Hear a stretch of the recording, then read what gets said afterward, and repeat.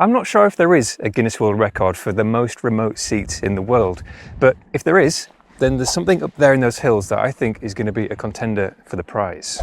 We are currently in the Yorkshire Dales National Park, making our way up to a fell called Lovely Seat. I'm hoping that it's going to be a pretty straightforward path up to the top because I haven't really brought any navigational equipment and there's no phone signal here either.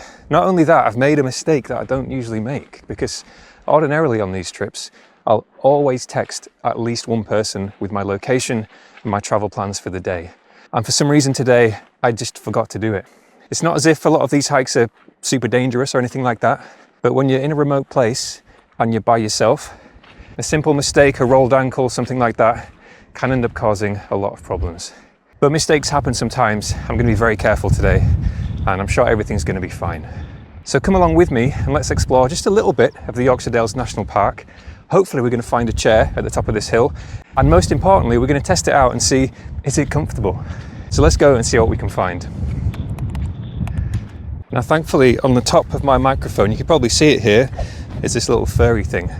That should, in theory, cut out all the wind that is currently blowing around in the area. So you shouldn't really hear too much interference from the wind, but I just want to let you know, I can feel it. I can feel it pretty heavily. You'll probably see it in the environment. Everything's moving just a little bit. What a beautiful landscape though. I have no idea what these are. I don't know too much about plants, but it's like a little, it's almost like a feather, like a tail. So where exactly are we going? Well, at the top of this hill, at least that's where I hope it is a fell called Lovely Seat. It's a small patch of moorland at the top of this hill, and the name is kind of interesting, right? And it's interesting for more than one reason. And it's because originally it had a different name. It used to be called Lunacet, which in Old Norse means moon pasture. And the story goes that at some point in the early 20th century, map makers misnamed this, they mislabeled it and called it Lovely Seat. So it transformed from Lunacet to Lovely Seat. Now I think I prefer Lunacet, especially now that I know the meaning, moon pasture. I did read that some of the locals still refer to it as Lunacet, but I haven't found anybody to ask just yet. So we've got a bit of an idea of where we're going, but where are we? Well, I mean, it's a big landscape. Probably doesn't come across too well on camera just because some of these things are so far away, but you can get a bit of an idea of what kind of environment we're in. So we are back in North Yorkshire in the Yorkshire Dales National Park.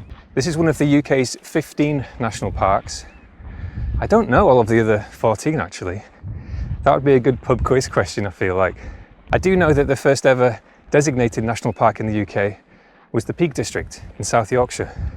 But as for the rest, they are, I think, for me at least, yet to be discovered. Subjects for future videos. Now, as for the Yorkshire Dales National Park, it's pretty unique. It's big, it's varied, so much so, if you were to travel around it, come here for a bit of a travelling holiday, you would see such huge variation in landscapes and terrains. It's a hotbed for tourists and geologists as well, because we've got hundreds of millions of years. Oh, it's a steep hill. I always have to remind myself to walk more slowly when I'm filming going up a hill. There are hundreds of millions of years of history, geological history to explore here. And so much of it is highly accessible. If you can see that car passing along on that road, this stretch of road is called Buttertubs Pass. And the hill we're going up, I think we're still in what's called Swaledale, just about on the edge of the border between Swaledale and Wensleydale. And a bit further along this, there is a huge pothole called Buttertubs. We'll try and have a look before we go back.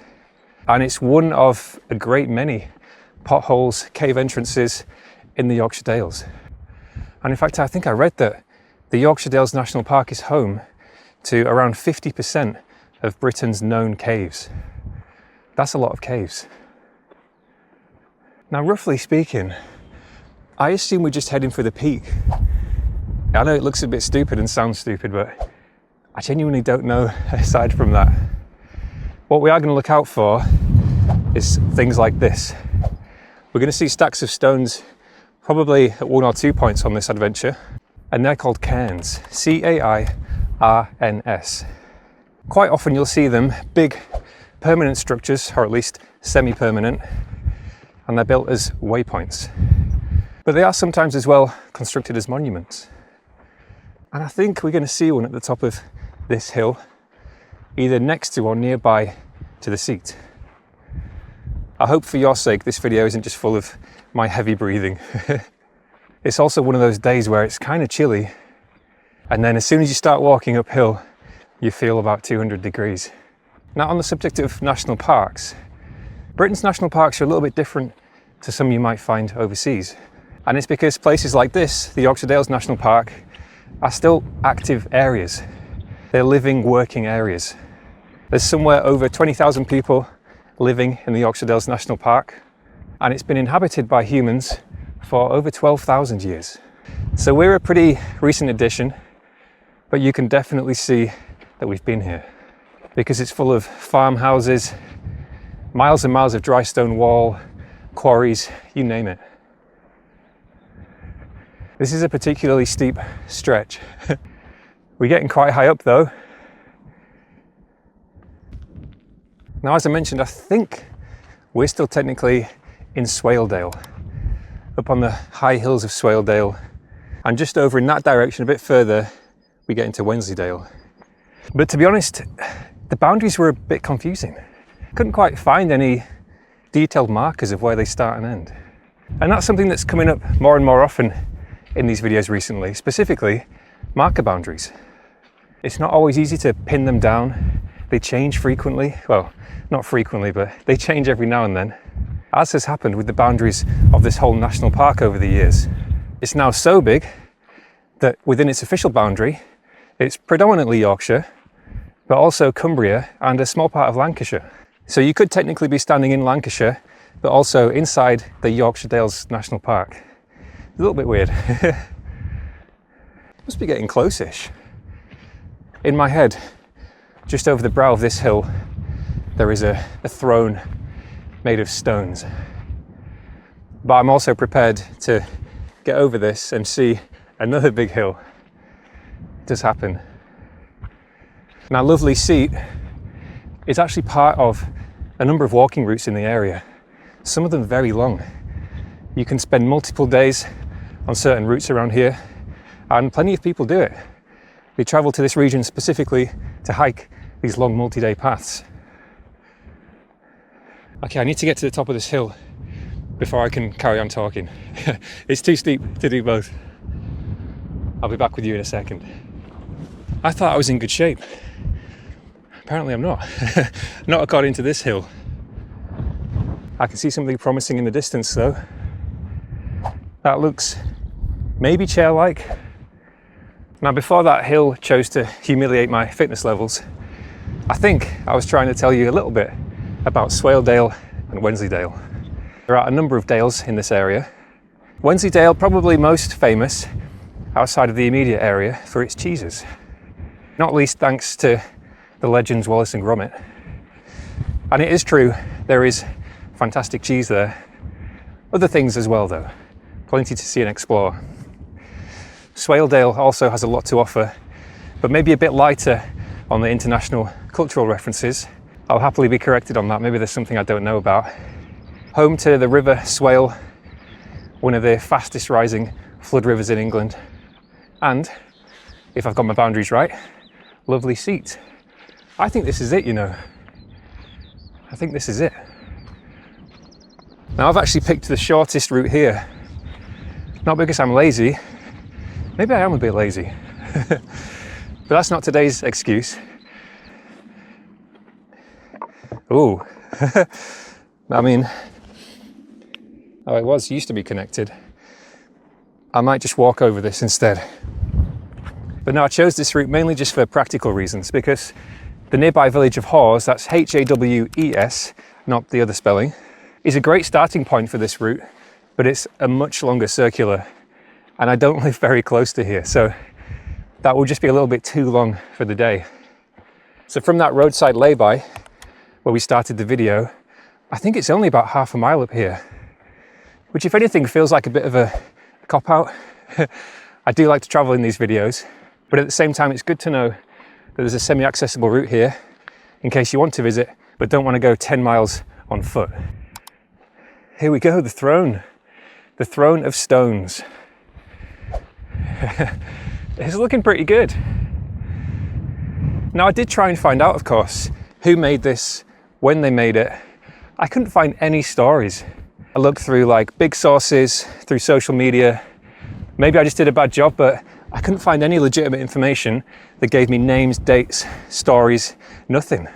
So all I can say is it's been here a while. I don't know how long. If I had any more connections within the national park here, I would make some calls, but I just haven't got them. So I'm gonna have to ask all of you in this video. Hopefully between us all, we can figure something out. Let's grab a seat in that in a second. I was expecting a huge cairn, a huge stone tower next to this. So I don't know if it just used to be big and it's crumbled. This is almost like a miniature seat. Maybe somebody's tried to recreate the beast in like a child-sized format. Let's go and grab a chair. I'll put the camera down. I'm gonna lose my hat here, I can feel it. I'm gonna put the camera down so that you can get a perspective of what kind of size that is. Whoa. It's pretty solid. It's very dry stone wall in style. Just a little bit more rough around the edges, let's say. And it's actually pretty good size. I really want to lean back and just chill, but I don't want to push anything over. I like it. Pretty big. I can just about see over it. We need to know who made it. How long did it take? Was it put here because of the name Lovely Seat? I assume so. I don't know though. Okay, let me give you the POV experience before we go.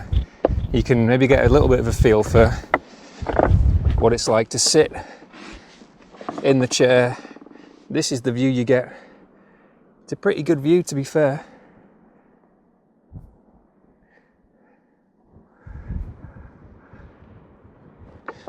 Oh, do you know what as well? For the first time ever, is that going to blow off? I actually remembered to bring snacks. I've brought with me, you've got about 30 seconds to guess, pretty classic English sweet. I think most people like these. That's going to rule out a few of them for you. They're shaped and named after a vegetable. I can't think of any more clues. Did you get it? It is coconut mushrooms. I'm guessing they don't have these outside of the UK. Maybe even just England. I honestly don't know. But if you've never had them before, they are delicious. Here you go, little coconut mushroom close-up. They might look a bit funny actually if you've never seen them before, but they're nice, I promise.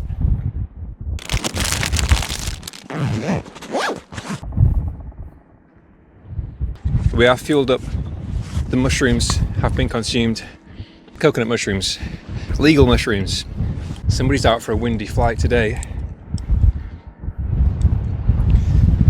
Got a bit of a dilemma again. I really need the loo. Sorry, TMI. But it's so windy. The only windbreaker here is the chair. I'd feel a bit disrespectful going to the toilet on that chair. But once again, this is a me problem. Let me go and deal with that. And then we're going to make our way back down the hill. And before we head out entirely and end the video, let's go and have a look for this pothole, Buttertubs. I think it's just called Buttertubs. And there's an interesting story behind its name as well. Okay, success, job done. I managed to find a steady, reliable wind direction, and the rest is history.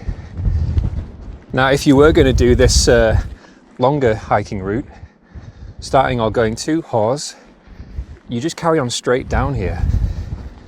I'm not sure on the overall distance of that, but I've seen some people talk about it being a possible, multi-day walk, 2 days, for example. But I'm sure it's a great one. Now, I was talking a little bit about the millions of years of history in this region that's on display. But I didn't tell you much more or show you much more just yet.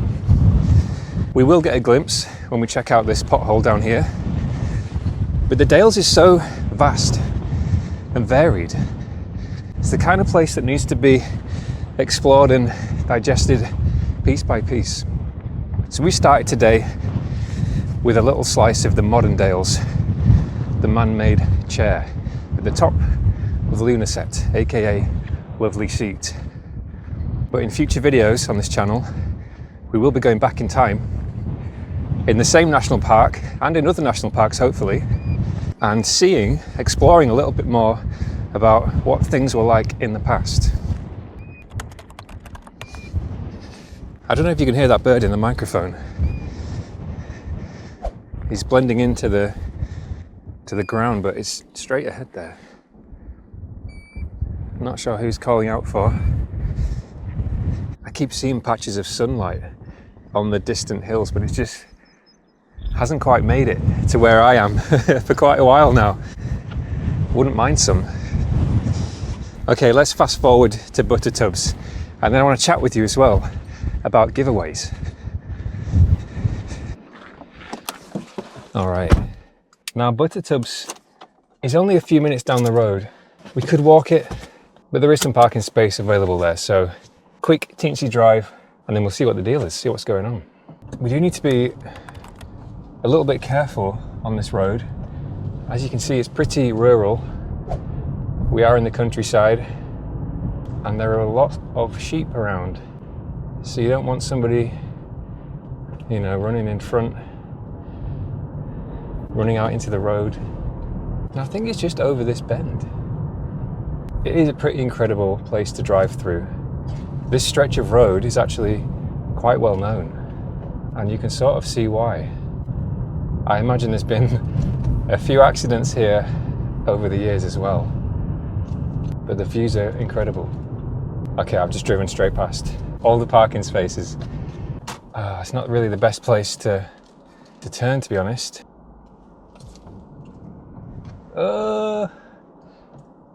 I do not like this.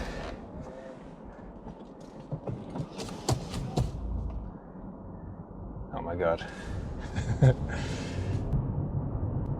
You would not want to drive off the edge of that. I mean, that goes without saying, but it's just what was running through my head. Okay, here we go. Buttertubs. That's crazy looking. Excellent safety fence. No need to worry, everybody. You're going to be fine. That's even worse than the... Actually, no, it's not. I was going to say it's worse than that fence from Pond and Kirk, if you've seen that video. At least this one you can see it's not trustable. This is pretty wild. And to be honest, it scares me a bit because it's just a huge drop. Wow. Whoa. That's crazy. The reason it's called Buttertubs, apparently, is because some time ago, farmers would be walking along this route to take their produce to the local markets. And this would be one of their stop-off points, their resting points, partway through the journey. And so they would lower their butter, their tubs of butter, down into the cave. I don't know if it's here or just over the road there, we'll have a look there in a second. And they would keep their produce cool whilst they were having a little rest before they carried on to the market. Like I said, I'm not 100% sure if that's true or just an old tale, but it's a good story and it makes sense. This is weird, I'm walking on this, but I actually feel a little bit nervous. I kind of wish I'd read up on this a bit more now, because I'd love to be able to tell you a bit more about these formations, but I wasn't expecting it to look like this. That scares me a little bit. What a valley. It's another one of those things that comes out of your mouth and you realise you're not 21 anymore. Oh wow, what a valley. Apparently you can't see as much over this side, but let's have a look. This is a national speed limit road. In other words, 60 miles an hour. Not a target, especially not on these roads, but it's a reason to be careful if you're on foot. Whoa.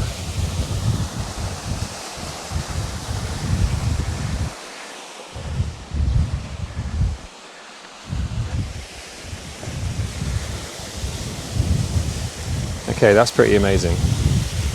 I really regret now not researching this part of the video. I thought this would just be a little bit of bonus section to show you at the end, but that's pretty incredible. Now there are potholes all over the Yorkshire Dales. Thankfully, if you're careful, you shouldn't be meeting one by surprise, and you'll most likely know about them if you're going on a planned hike, because there are a lot of well-known ones that will be marked on your routes. Now, giveaways. We need to try and figure out, what I do, with your help hopefully, what we're going to do for the next batch of giveaways going forward, because I've got a growing stack of gifts that I need to kind of get sent out or given away to viewers on this channel. What I normally do is every time I make a video, I look around for like a library phone box or a public, you know, those little exchange libraries that are free to access, open 24 hours, and I'll just drop them in there. But in a lot of cases, like in today's video, I just can't find one nearby. And it also excludes people who aren't local to the area. So the scavenger hunt side of it is pretty cool and fun, but it means only some of you can potentially get these. So we've got a couple of options. I'm just going to walk back to the other side because it's a lot less windy down there. Also, I've seen there's an information board down here. What does it say? The Buttertubs, 24 meters. Whoa. Oh yeah, here it is, the name. Ah, so there are various theories. Okay, the most popular is that it was a cool store for butter carried from farms in Swaledale over to the market at Hawes. Returning past the potholes at the end of a long day at the market, faced with the steep drop to their farms in the valley below, the farmers probably didn't fancy hauling the butter home, only to have to clamber back up the fell with it the next market day. Ah, okay. So, at least in this story, this theory, they would have left them in there. Okay, sorry. So these giveaways, we've got a couple of options. A few actually. You might have seen me mention this if you saw the post on the channel last week. I'm not sure when it would have been, to be honest. So we could carry on doing the giveaways on location, but I'll just need to start maybe getting some containers to put these books and gifts in. Something to keep them dry, something waterproof and watertight, weatherproof. An alternative, we do them a different way. Anyone watching the video can enter by putting their name into a hat somehow, and then there's a random winner chosen, and then I can post the gifts out to you wherever you are in the world. Or we could do a mixture of the two. So I'm not too sure right now. I'd love to keep putting them on location, kind of like, you know, big geocache items, one-off items. But it would be great to post some out as well for any of our viewers who are a bit further away, or if you're international even. So if you've got any ideas, let me know. I'm going to be thinking about this as well, so I'm sure we can figure out something soon. And that's going to be it from today's video. Bit of an unexpected adventure in many ways. I wasn't expecting to see this. Hope you've enjoyed watching today's video. Sorry I couldn't tell you a bit more about the Buttertubs, but we've learned a little bit from the information board at least. Do you think the seat up in Lunacet is the most remote chair in the world? Does it deserve a Guinness World Record? Because let's face it, there are world records for all kinds of random stuff, so most remote seat doesn't seem that ridiculous to me. Either way, it's a cool place to visit. I would recommend it if you happen to be nearby or planning a trip to the Yorkshire Dales. Thank you so much for supporting the channel, making these trips and tours possible. I wouldn't be able to travel all the way to places like this without your support, so thank you so much.